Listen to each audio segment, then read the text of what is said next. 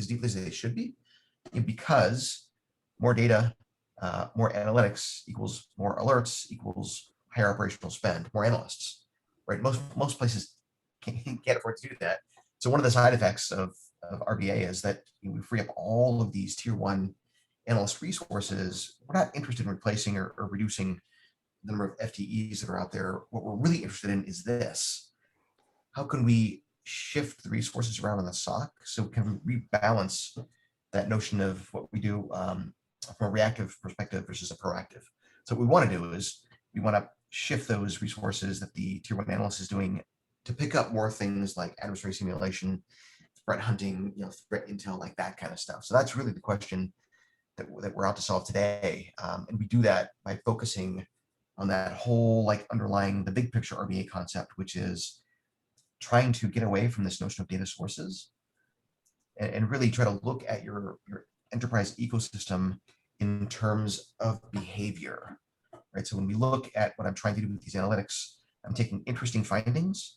Many of them are going to be noisy: long PowerShell commands, long network connection, encoded PowerShell, IDS events, alerts from EDR type systems. They're going to be noisy. That's fine. We're going to attach that noise to a risk object, maybe carry along a threat object. We're going to build out this big giant pile of noise, and from that noise, we're going to kind of reshape how the SOC is actually run. Again, here's what we're going to do. We're going to take your existing correlations, make absolutely certain that they write things to the risk index. So if you've got a lot of correlation rules that you spent a lot of time on today that work perfectly fine, then by all means, let's just make sure that we're preserving what it is that you do today, creating alerts, and then allowing them to also write those attributions into the risk index. And we'll see what they look like here in depth in just a bit. And then it's from that risk index with a completely separate set of correlation rules that we mine that risk index to tease out the interesting stories through multiple lenses. And it's typically something really easy, like looking back 24 hours, let's pick on the risk objects that have a high risk score, like typically greater than 100. And then the MITRE ATT&CK tactic one is doing exceedingly well in the field. Looking back 7 or 14 days, show me the risk objects that exhibit behavior spanning 3 or more tactics. That's gotten so much easier with Enterprise Security 6.4 and 6.5. And I'll show you why here shortly, in large part because we're getting rid of all of the macros and all of the things that made it look more difficult than it actually is. And then eventually, a year into RBA, you can start to do things like, because we have a tight integration with assets and identity, specifically with RBA and even VulnScan data, we can also now start to do things like pull in all those category labels from Active Directory. We can start to look for risk score outliers or behavior outliers like per BU or per tag or even per device, looking back longer periods of time. So it's those risk notables that scour the risk index. That's really fundamentally the only place that we should be driving risk notables is from that risk index. It's performance. It's the risk. I say risk index here, but what I really mean is the risk analysis data model. It's performant. It's fast. You can look back long periods of time. When you think about it, here's what I'm after. This is my long-term goal with RBA is that risk index or that risk data model. I want to be able to kind of break the stovepiped behavior in the SOC. Like detection engineering shouldn't necessarily be stovepiped away from investigation and away from hunting and away from adversary simulation. And by that, I mean, the analysts are going to do something up front. They're going to be digging in raw data. They're going to hand it to an investigator who's going to, again, go back to raw data, source types and indexes. And then behind the scenes, we have threat hunters who are having to familiarize themselves with the raw data. And it's not schematized. It's just tough.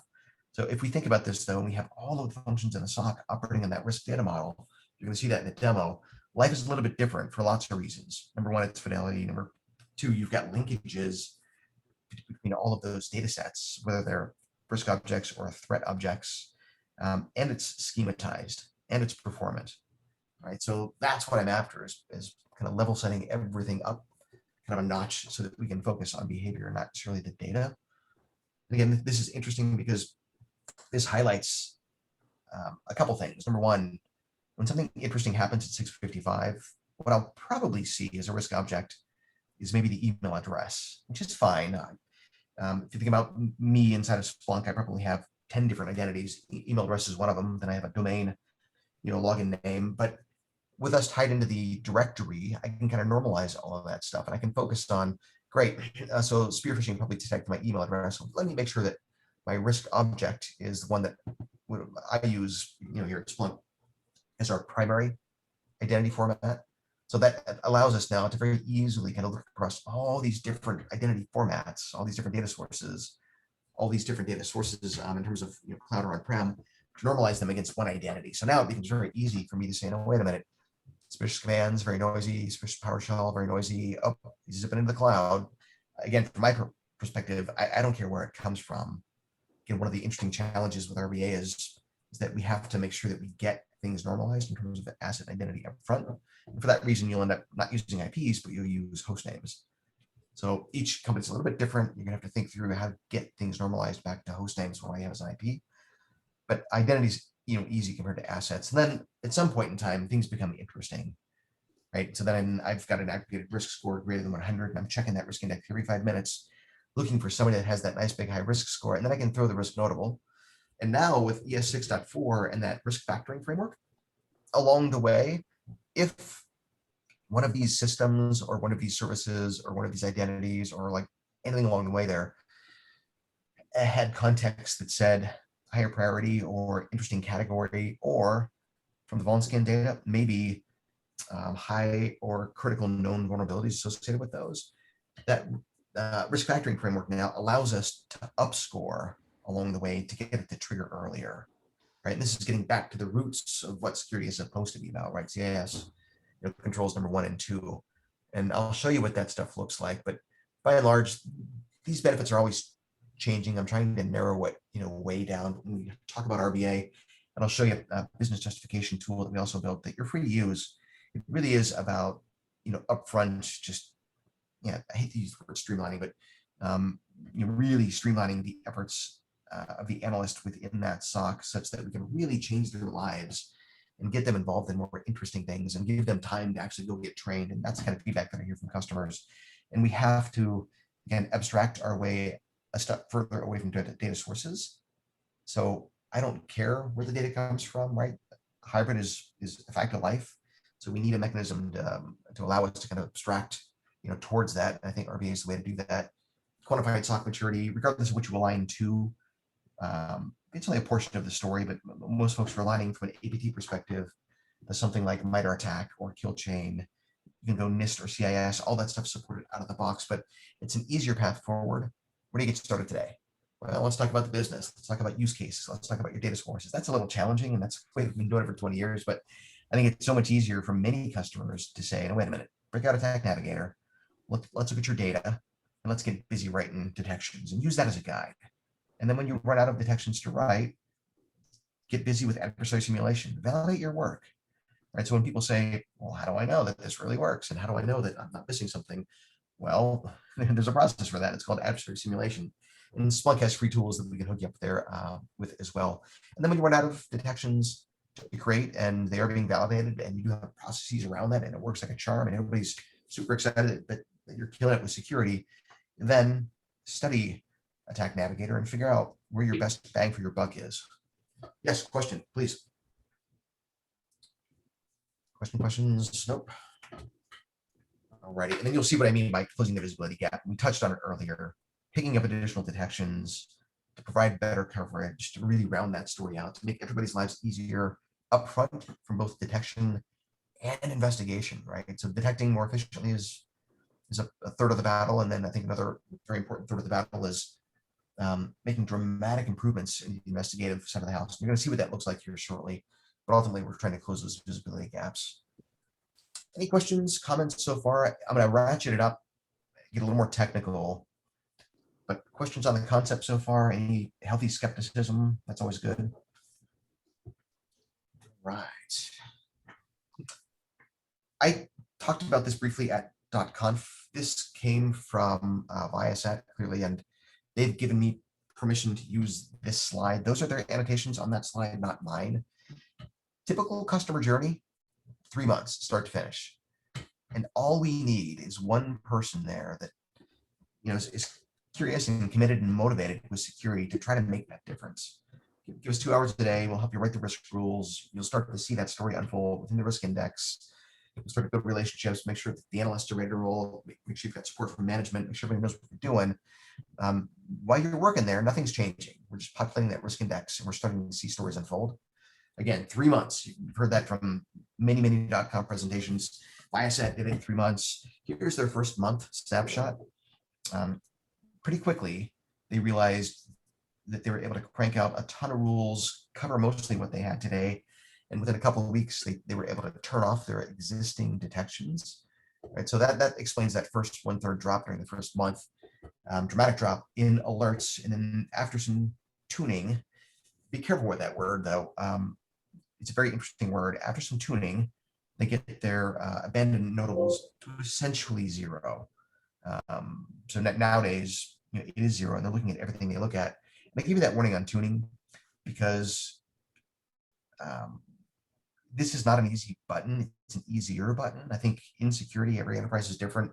There is no easy button. When we talk about tuning today, it's very inefficient, right? It's got a bad rap. When we talk about tuning with RBA, though, yes, you're going to have to go back in as you add more rules, and yes, you're going to have to do some tuning.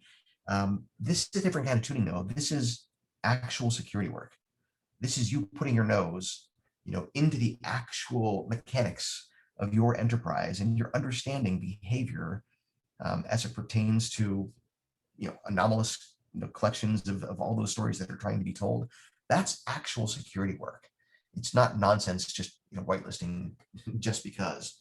And if we look on that bottom chart, it's a great chart. I never thought of looking at it this way, but you can kind of see with the dark blue how it kind of fades as we move to the right. But that's their abandoned caseload. With RBA, when you shift, make that shift and you turn it off, you can see now that the abandoned RBAs with the tuning essentially goes to zero. So that was kind of a clever way to look at it. And they're very happy with where they are right now. This is the 1 month before. So 95% of the alerts, they call them abandoned. It's a fair word to use, simply weren't being looked at. And then this is the end game. So at the end of their third month, they had a 10x reduction in the notables. So quantitatively, that story is right there, and they're happy to sing the praises of RBA. It's much cleaner even now since then. And by the way, anybody that's interested, if you're going to deploy RBA and you're serious about it, definitely reach out. I can get you invites to the private Slack channel. We're pretty picky on who goes into that Slack channel. No, very few Splunkers in that Slack channel, unless they're working with a customer that's actually deploying RBA. But the whole point is that it's a community of 300 customers that are fanatics about RBA, and they're all part of something very special. They're all helping everybody else out, helping anybody that's new to the journey out. If you have a question, don't spin your wheels for more than 5 seconds. You're thinking about something, fire it away to that group, and they're going to enthusiastically share their experiences and lend a hand and welcome to that community. I'm there. PM is there. I'm not commenting all that much unless it's forward-thinking stuff, or unless somebody has an ask for product or problem with product. I mean, I'll chime in definitely there, and I can get stuff added to product these days pretty quickly because RBA has seen quite a bit of success. And it's a big part of all of our products going forward as well. I'll send this deck out to you. Like I say, if you're really into it and you want to dive into details, you've got some time on your hands. Lots of talks, lots of public talks out there on RBA. And before I jump into the demo, I just wanted to call out 4 years worth of work, mostly based on customer contributions and me working with customers in the field, taking their ideas, building out this infrastructure, using RBAallday.com as kind of a GitHub repo for searches and for mechanics to teach everybody else how to deploy RBA. All of that work over the course of 4 years landed in Enterprise Security 6.4, and I was part of that engineering effort. And I'm glad that I was, because it's not just the way that I wanted it. It's so much better because engineering thought through things maybe differently that I didn't do, and we were closely working with them, and they exceeded my expectations by a long shot with what we see in 6.4. So here's some of the stuff that's new if you haven't looked at it lately. Annotations, so alignment to cybersecurity frameworks out of the box is now part of the correlation rule editor, and the MITRE attack section is populated with techniques and sub-techniques out of the box. So there is a modular input that reaches out to MITRE. It grabs their data dictionary, flattens it into a KD SOAR. So then once you attach that technique or sub-technique, when the adaptive response action is called, it'll do a lookup against that, and it will attach to your attribution, everything from that data dictionary. So threat group, detection, description, tactic name, tactic ID, technique name, a ton of stuff gets added to that, and it gets carried all the way into the data model. So when you start to think about that, that again gets really interesting, because now you can do things like, let me mine the data in the data model to understand any potential shifts and techniques seen. Let me understand what I'm seeing behaviorally that may align with a particular threat actor or emergence of threat actors. So there's an awful lot of data there that gets really rich. And the unmanaged annotation piece is really clever. It's scalable, it's extensible. You can create your own framework. You can extend the MITRE ATT&CK framework if you'd like to include like pre-attack. It's key value pair. You come up with your own frameworks. Key value pair, just fill them out right there. That's very cool. Questions, comments on that? All right, keep going here. A ton of work went into this risk analysis adaptive response action. That risk message field is new across the top. Because data models are schematized, you'll have lots of interesting detections that have context that you would like to put in front of the analyst that maybe doesn't neatly fit into one of those schematized fields. That's fine. The risk message, it's risk_message is the field name. Think of that as your garbage collector. Make it rich, help the analyst out, help the investigator out, put really rich, detailed info that are specific to that particular risk rule in that risk message. And then that big green plus there allows us, and this is new as well, to attribute risk to more than one entity, to more than one risk object. So if your data source is maybe Sysmon, or it's some kind of XDR, EDR, endpoint related story, chances are when you find that interesting finding, somebody tinkered with a registry entry, or behavior looks like it's establishing persistence or privilege escalation, whatever the case is, that data source likely includes both the user and the system. So by all means, click that green button, add a second risk object, attribute a risk score to both the user and the system. And you can keep going on from there. So you can add more than one is the point. And then one more time, we do ANI lookups, asset identity lookups. So within this adaptive response action, maybe you tinkered with, username was in SPL in the data set, and there wasn't the TA in place, and then in SPL, you converted that to be user, or did something else with source or dest. We do one more ANI lookup against user, source, dest, and risk object. So again, you've got a bunch more context now flowing into the data model. And there's one other thing. This is the 6.4 snapshot.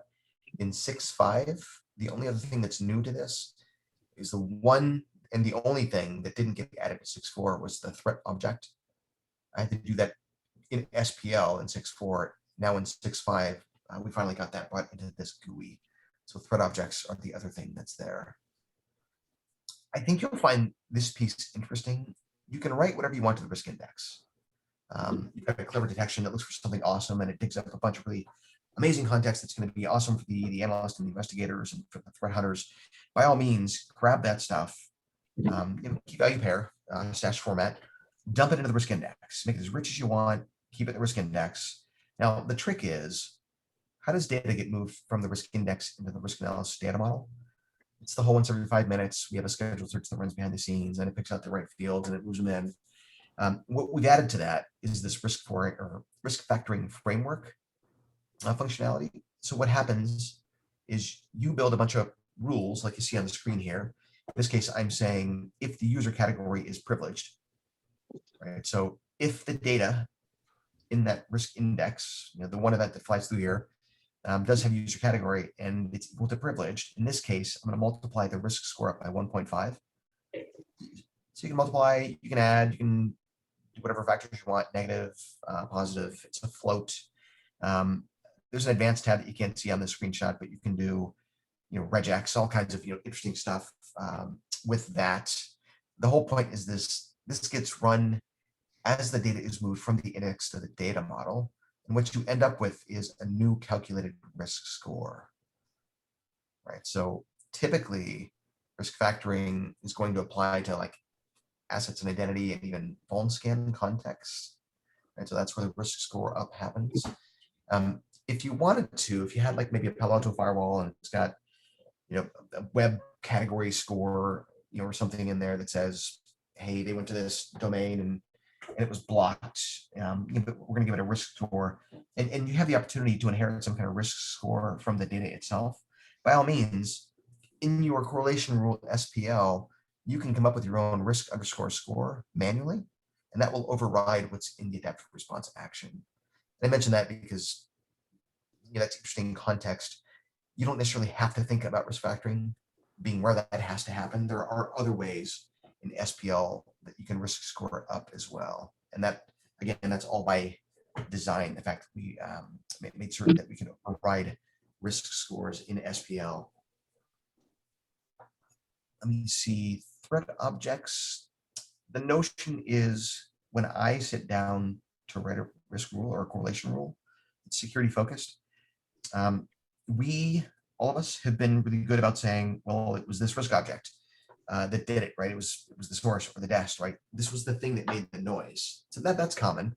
And then the light bulb went off, and it was like, wow, like why haven't I ever like captured what it was behind the original intent of me writing that rule? So when you think about it, when we sit down to write a rule, we're really looking for a potential indicator of compromise or an indicator of behavior, right? You're looking for the suspicious domain or the attacking IP or the file hash or the registry entry or the command, like all of that stuff. So 90% of the time is what I'm seeing these days. When you write that analytic, you have a threat object that you can capture.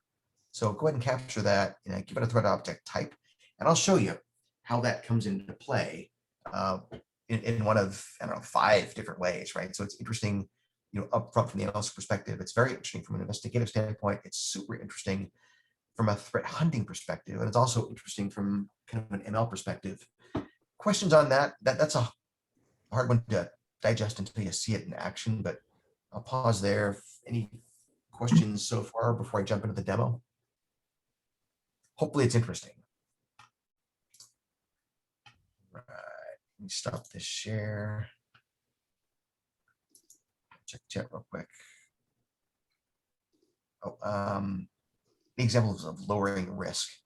It's one of the questions that was asked in chat. We talk about that often, and the question typically comes up, and a response typically starts with, when we look through things that are in that risk index, those are facts, right? So we never want to delete anything that goes into that risk index. Those are facts, and those facts are going to be looked at many different ways and tell stories from multiple angles. The way that the risk scoring typically works, though, is it's always looked at from a Windows perspective. So that Windows either 1 day or 1 week or 1 month. The lowering of scores over time will occur because they simply fall outside of that window. Now, it's a good question because it brings up the topic of whitelisting.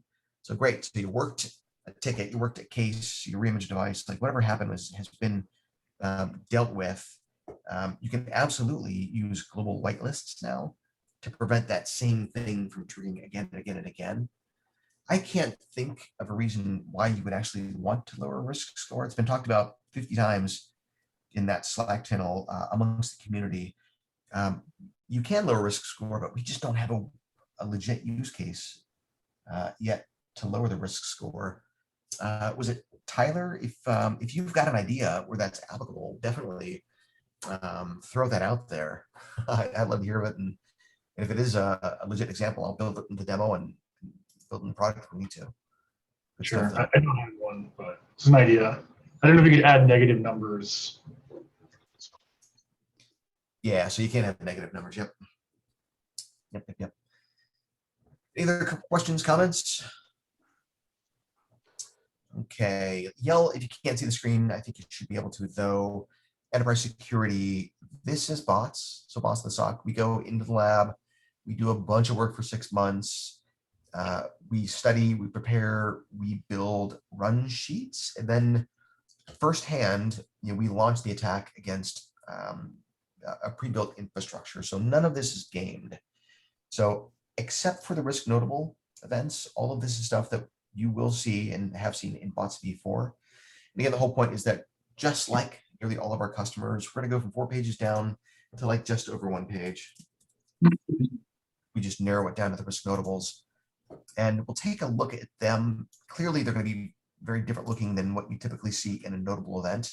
I've got these pretty cleaned up. In the previous demo that we built, it was very noisy. I included all of the risk messages, and it was just noisy. This is a nice clean view. So in this case, I've got 2 different things firing for each one of these users. They're both, because the attack happened pretty quick, and it was a pretty extensive collection of risk rules that fired. So it definitely fired quickly for both 24 hours and then the longer running 7-day multiple tactics scene perspective. So if we look at one of these for Amber Grady, we're going to see right off the bat, wow, I mean, like, it's rare to see this many. This is bad news. We're going to see all of these tactics trigger, and keep in mind what I'm doing is I'm doing kind of a t-stats against the risk data model, grabbing a bunch of context by risk object. And in this case, my risk object is Amber Grady, and these are all of the risk rules that triggered. And then this was the score, the aggregate score based on that. So take a look at these for a minute. This can't happen in traditional SOC with a traditional approach. You wouldn't be able to live with an alert for every one of these, like sys info discovery, user discovery kind of scenarios, scheduled tasks, RDP. Like, these are insanely noisy.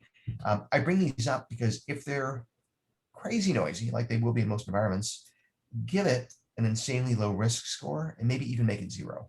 If you don't want it contributing to the creation of a notable event because of score, then by all means, give it a 0. We in the community just prefer that, refer to that as an investigative type of risk rule, right? So where it's going to be important is when I shift gears into investigation.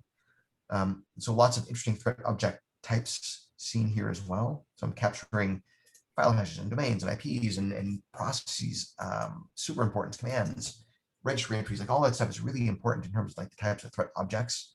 So what we'll end up doing pretty quickly is just shifting gears into the investigative phase. So it's a little more streamlined. If you've seen the previous demo in the past, we can share this dashboard with you. Essentially, it's one dashboard for both user and system or whatever. So I sent A Grady into that form field, set the risk object type to be user. They are in my identity framework. So I get to see, well, yep, here are email addresses.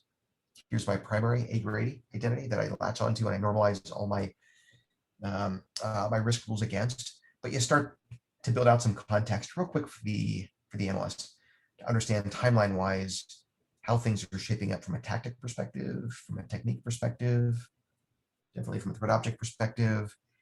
This one is interesting.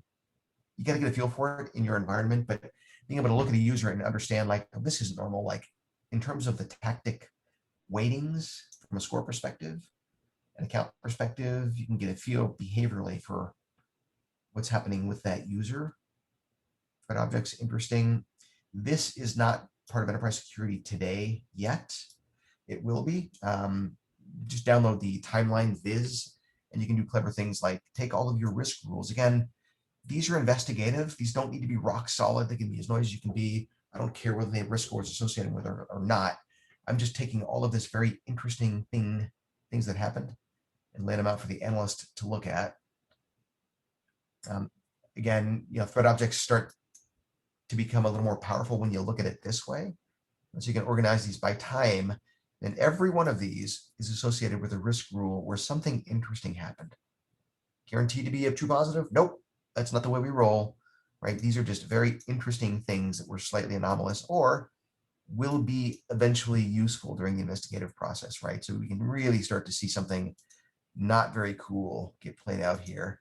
And this is just one way to look at threat objects. Right, so for some reason, this is interesting. Here's a nice big long PowerShell command. I've snipped it just to make it format and sit there nice and cleanly. Here are all of our risk rules that fired. And what I did was I grabbed the earliest time seen for each of these risk rules. There's a hidden column that you can't see, and I've got them sorted. So essentially, I can kind of get a feel for how this played out timeline-wise regarding all of my risk rules. You can click on any of these. There are drill downs that will take you directly to the raw data as well. Right. So again, from launching off point, streamline that investigation, we're shielding the investigator from really having to understand anything about the data behind the scenes. So when I click on that, it's just going to fire up something behind the scenes. It's going to use schema accelerated event search. And it took me from metadata to raw events very quickly. So I'm trying to break that real brittle drill down approach of having investigators and analysts go into SPL and really understand what the data looks like. So we're using the endpoint data model in that case. This one came from a customer. I love this here. So thinking through related objects, I'm studying A-Grady, right? So in this case, A-Grady, I'm studying A-Grady. So I'm saying, hey, risk analysis data model, show me anywhere where A-Grady is either the source or the dest or the user. It's kind of sloppy. It's a quick catch-all. It really needs to be user, but I check all three of them where A-Grady is not the risk object. So that means that A-Grady-L is likely the laptop and is related. If I click on that, it allows me to pivot. I'm going to go back to the same screen. I'm just going to populate it with A-Grady laptop in system. Very different tactics, very different techniques, because I'm looking at a bit of a different data source, right? So a very different story gets told, but I wanted to scroll down to the related side. A-Grady related to A-Grady-L, right? We get that. That makes sense. That's where we came from. System, that's not right. Like, why is that firing on A-Grady-L? Network connections, tarring up files. Nope, that's not good. Like scheduling tasks. Wait a minute, like somebody created an account on that device called system, and that's not right. Help desk, same thing. That's not right. That's not one of our local accounts. Like, I'm assuming that somebody created Frothy help desk on that device on A-Grady-L. They're moving around apparently to other devices, and they're doing it along the way after doing some local discovery, and they're also doing RDP. Like, this is getting bad pretty quick. And then I see the same thing with, well, why is B stolen A-Grady? Is this like maybe privilege escalation? And well, how does that work with gravity? And now you've got this additional thing happening with RDP. I just don't know how you can detect this kind of stuff using a non-RBA kind of approach. And keep in mind, we've gotten here through what, 3 or 4 clicks and a pivot, and that's really it. I'm going to show you one last thing, and I hope that this really hammers home kind of what I'm after big picture wise, and the importance of that risk analysis data model is this. So it's a clever search. I picked it up from RPS group. Let me see if I can drag this down. And what I'm doing is I'm saying, hey, data model, grab all of the threat objects associated with A-Grady, and then I reformat those results into another query. And I say, hey, data model, show me everything that's related to A-Grady and all of its associated threat objects, all of these. So that's what I mean by its depth is 2. So now I'm now 2 layers deep, and because of the way that we intelligently decided to carry threat objects forward, I can now see, wait a minute, well, here's a file hash, and that's how A-Grady was linked to A-Grady-L. But where did Frothy help desk come from, and how is that actually linked? It's because Frothy ran that same command, or that one command that was labeled as being suspicious on A-Grady's laptop, but it was both run by A-Grady and Frothy help desk. That was interesting. Well, how about Jeremiah, right? So that story continues to unfold. So if you're not intimately familiar with the infrastructure, or if you've got maybe an outsourced tier 1, like this kind of stuff is gold. And I think it's even more interesting. Back to that whole elegant, simple kind of mindset when we build this stuff out. All of this is possible not because of an ML, not because of a graph DB, right? Again, it's because we took the time to rethink through this concept of threat objects, and all we're doing is carrying these things forward. And we continue to build on that. We've got some interesting ideas that are showing up in product soon, but there's really clever stuff that you can do with this. And again, I'm a fan of it just because at the root of it, it really is a first principled type of approach to rethink through security without having to completely rethink through everything and force everybody to try to boil the ocean from scratch. So that's all I've got for you questions on that? Hopefully the threat object stuff made sense. If you're interested in chatting some more in terms of like next steps or where you get started or how you get started like today, then by all means speak up and let's chat about that. But if it was worthwhile, questions, comments, I have a question. right on. Has this already been integrated into Phantom? Yes. So if you take a look, and if you guys want to like to get, Kelby Shelton is another Splunker here, came from a customer, super awesome with RBA, super awesome with Phantom, came from a small company. He killed it there. He works with me on RBA, and he's also kind of the primary Phantom guy. We do actually have a series of playbooks that he and I worked on, 99% him.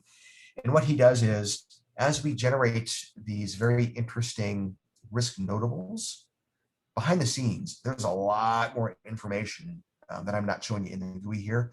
That risk notable gets sent over to Phantom, and he's got a whole bunch of playbooks that will take that notable. It'll reach into enterprise security. It'll grab a bunch of information. It'll run the automations against all of those threat objects that you understand. It does some other clever stuff, like as you're working a case and it's gone through all of its automation on a risk notable, it'll also say, oh, by the way, based on the fact that you've got an overlap of threat objects with these other notable events, I'm going to call those related. And you can see all of those related notables right from within the one case that you're working on. And you can actually check them and say merge, merge, merge, merge, merge. You can merge all of those. It'll close them behind the scenes and merge them all into one big super case based on the fact that they're all related, because they all have similar threat objects. So he's got a lot of work already done. This stuff is being built into Mission Control and Phantom. But yes, to answer your question, we do have playbooks that are out there that are RBA compatible with product today. Thanks for asking that. Thank you. Mm-hmm. What do you think? Other questions? Hopefully this didn't come off as being too complex, because we covered a lot of ground pretty quickly, and typically it's take 2 or 3 days, start tinkering with your first risk rule, write things to the risk index, don't be worried about it, write things to the risk index, start studying what goes into the risk index, and it is really gratifying that you're starting to kind of align with MITRE ATT&CK, and you're getting interesting context, and you're formatting it the way that you want to format it, and then you're putting it inside of the risk index, and ultimately seeing that kind of shoot off into the risk data model. All really good stuff. Hey, Jim, I do have a question. Can Yes. you talk more about how these scores are lower over time? You mentioned window, and I thought, could you just expand on that? Yeah, yep. So we never change anything in the risk index.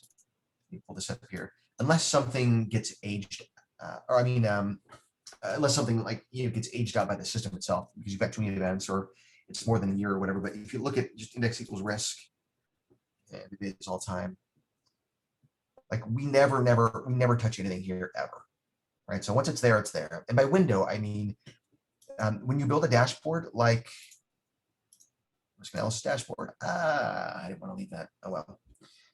You'll notice that this is always done for the last 7 days, for the last 1 day, right? We always talk about risk in terms of some kind of window, right? So after you take care of a device or an identity, or you fix whatever problem was up there, you never really want to go back and erase things from the risk index. That's history, right? So what you end up doing is either you wait it out and you let it roll out of your 7 or 1 day window or whatever it is, you wait it out, or I'm going to bring that review back up, or you maintain your own global suppression list that the analysts might use. So as part of the analyst going through that workflow, it would not be, let me show you this, risk notable. So there's quite a few things you can do with analyst workflow, especially with Phantom, but you wouldn't, as an analyst, say, great, I worked that case, now let me go ahead and lower the risk score. You wouldn't do something like that. You could right here to say, let me go ahead and add that to an ignore for this risk rule, or to an ignore for this risk notable, or to a global ignore for 1 day or 7 days, right? So what that does then is it just adds that risk object to a lookup table somewhere that'll have an expiration time in it. Okay. And then maybe some other context that'll say, well, ignore for the dashboards, ignore for the risk dashboard. Yeah, because chances are you're gonna have an executive dashboard that might deal with things regarding instant view in time of risk in your environment. And you might want to have a checkbox here. I know that Outpost Security is really good about doing this in all their customer installs. They'll have a checkbox up top here that says ignore the suppression list. Right. So if it's been taken care of and you don't want it on this dashboard, then by all means, modify your dashboards to include that global suppression for a day or a week or whatever, until that undesired annotation or thing risk object kind of rolls out of the window that you're looking at here. But you never go back into the index to change a risk score. I do want to show you this though. In the risk index, right? It's dash format, it's key value pair. There's a lot of context that happens in here. Sure enough, you're going to see risk message. You're going to see risk score. That's awesome. You're going to see user priority, user category, all kinds of interesting stuff from the user's perspective. Let me show you the magic that happens when we switch gears into the data model. Pipe from data model, all risk, search. He stole, I think. So now this was moved from the risk index into the risk data model. And I mentioned this because something happens with score here that may be related to the question. But if I go all the way down to look at, well, here's my risk score, just like we had before. But now we've got all this other stuff in play that's really interesting. It is here, risk factors. This wasn't in the index, but in this case, from a multiply perspective, we matched 4 different rules. So Bud stole is privileged, is priority critical, is on a company watch list, and is also like another watch list inside of enterprise security. So wow, there were 4 things that said, hey, like this is serious. We need to look at this. So behind the scenes, we added up all those multiplication factors. It ended up being a +9. And now what you end up with is a new calculated risk score 45. So this calculated risk score now is what's exposed in the incident review panel over here. Right. So in terms of scoring up or scoring down, it's possible. Now you end up with the calculated risk score. Again, the trend is always just to go up. And I guess if it was something like maybe for system accounts, maybe you didn't want to maybe necessarily ignore them when they do trigger across the ecosystem. I think the tendency is just to ignore them globally. Maybe that's not the best bet. Maybe you can always say if the risk or if the risk object is system, maybe we set the score to 0 after the fact, regardless of the risk score. So maybe you set this to 0, which is, I guess, the same as lowering. Right. So that may be one use case. I haven't seen that play out in production, but yeah, I mean, that's how you would lower it. And the way that you do that is, content. One possible use case is like, say there were 0 vulnerabilities on an asset. Maybe that might be an instance where you would lower the risk score. But I do have a follow-up question. Okay. That user, the example you had up, it's a risk score, a calculated risk score of 45. Does that just stay 45 until there's another event touching it, and then it recalculates up? So it can only go up, I guess, over time. Yeah. Eventually, 5 years from now, that might be like 200 or something, I guess. That's what Yeah. I'm. So what we're tracking though is if you look at the message, this is just a fact. So something interesting happened. So Bud stole attempted to add send as permission to that mailbox. Right. So it was that one behavioral anomaly that is worth 45 points. So we're not saying that Bud stole now has a risk score of 45. We're just saying that, hey, like this kind of behavior has a score of 45. And in this case, it happens to be aligned to Bud stole. So scoring gets more interesting, when you do something like T-stats, some calculated risk score by risk object. And then it becomes more meaningful because, as we know, and I should have stated this earlier, and I'm famous for harping on this, especially in the anti-fraud and anti-money laundering work that I've done over the last 10 years, the fraudster is always the outlier, always the outlier. And we like the notion of a false positive isn't something that we ever use in anti-fraud or money laundering, and that's never how it works. It's a collection of anomalies, right? So we always take that landscape and we break it up, and I just want to look for an anomaly like 1,000 different ways across the entire platform, and we always will only aggregate risk scores to something that's interesting, because if you're the fraudster, you're never going to do just one little thing. It's not going to be this one event that gets triggered that ends up being the indicator that somebody's doing something wrong. It's almost always a collection of things, and all we're trying to do is choose these risk scores such that they intelligently and consistently highlight the fact that, like, here's a notable event and it does make sense. This is a pretty high risk score, because mostly what we're looking for are things that risk objects over 24 hours that exhibit behavior in aggregate that results in a score of 100 or more. So to knock down half of it in one big shot is a pretty big, is a pretty high risk score. But again, he's privileged, Bud in this case is privileged, right? And he's on a watch list, employee sentiment or like whatever. So I think that's a fair risk score for this one. But again, it's always a window is what we're looking at. Does that help with both the initial and the follow-up question? Yeah, it does. Thank you. All right. Yeah. Struggles not the right word. People will, I think there's a mindset shift when it comes to scoring and aggregating scores like this. So every single organization will have this academic conversation in depth amongst themselves, and then maybe with me, and then with the community, definitely. But yep, again, mindset change there. Good questions. Anybody else? And I apologize for being late on this one. Glad I got looped into it though, last second. I'm not sure what happened to the invite, but sorry about that. Well, thanks for presenting, Jim. It was very interesting. Good. Well, thanks much for the time. Again, if you want the deck, want